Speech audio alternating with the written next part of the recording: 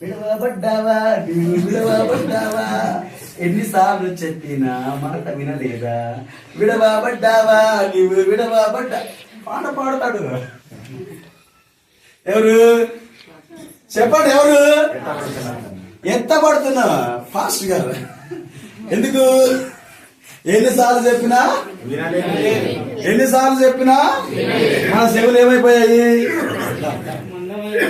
మందం కాదు, మన చెవులకు అసలు చెవులైనా బాగా ఉంటాయి కదా. ఒకడికి మాట నత్తి, ఒకడికి ఆయనకే మళ్ళీ చెవుడు. వాడిని బాగా చేస్తున్నాడు దేవుడు, బాగా చేయగలడు. చెవులున్నా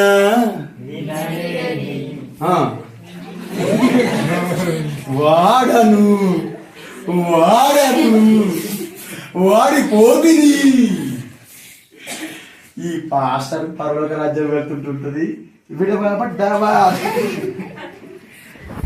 ఆ తర్వాత నాలాంటి వాడు వచ్చి చెప్తాడు, మీకు కూడా నేను సువార్త ప్రకటిస్తున్నాను కదా. పురుగు సావాదు నీకు, పురుగు సావాదు, అగ్ని రాదు నీకు, అగ్ని రాదు. చచ్చి చచ్చి చచ్చి బ్రతికి, చచ్చి బ్రతికి జీవి తాత ఊడు అని పోతాను. అంతే, ఆమె అంత అయిపోయింది. నువ్వు జబర్దస్త్ ప్రోగ్రాం చూసి అపవిత్రత తెచ్చుకొని, ఇంకోటి చేసి అపవిత్రత తెచ్చుకొని నీ జీవితాన్నంతటిని కూడా పవిత్రంగా కాపాడుకో ప్రభువా అని ప్రభునామములో ప్రబోధిస్తే, నీ ప్రబోధనని పక్కన పెట్టి ఈ పక్కనే పాస్టర్ గారు ఉంచుకొని, ఈ పక్కనే ఈ డేవిడ్ గారు ఏమంటారు అని చెప్పి అక్కడే ఉన్నారు బాబాయ్, బాగా చూస్తారు. ఇక అరగంట అక్కడే ఉన్నారు. ఈ సీరియల్ ఏమైపోతుందో వద్దు నీ జీవితంలో. అలా ఉంటే నీ జీవితంలో చెప్తున్నా విను, ఎవరు రానే, మరి ముఖ్యంగా దేవుని ఆత్మ వీరికి రానే.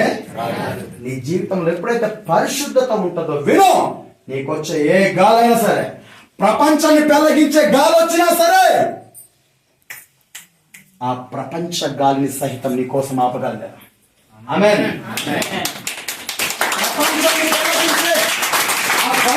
గాలిని కూడా నీ కోసం ఆపగలడు, నువ్వు పవిత్రంగా ఉంటే. నీ కోసం ప్రపంచానికి పెనుముప్పు ఉన్నా సరే.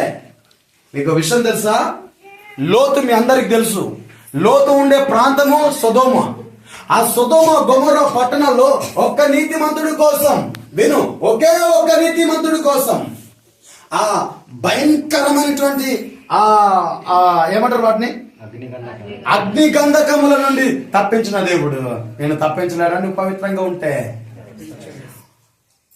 సొదొమ గొమొర్రా ప్రాంత ప్రజలందరూ వేరు చేసి లోతును మాత్రమే ఇంకో స్థానంలో ఉంచారు. ఆమె వారి నుంచి వేరు చేస్తున్న దేవుడు. నువ్వు పవిత్రంగా ఉంటే నేను తప్పించడానికి సమర్థుడు కాదంటారా? నీ మీద ఉండడానికి సమర్థుడు కాదంటారా? ఎస్, ఉండి రోజు నుంచి పవిత్రత. ఎందుకు అనంటే నీ గాలి, నీ కుటుంబంలో వచ్చే గాలి నీ అపవిత్రత వల్ల రావచ్చు కదా, నీ నిర్లక్ష్యం వల్ల రావచ్చు కదా, నీ అబద్ధము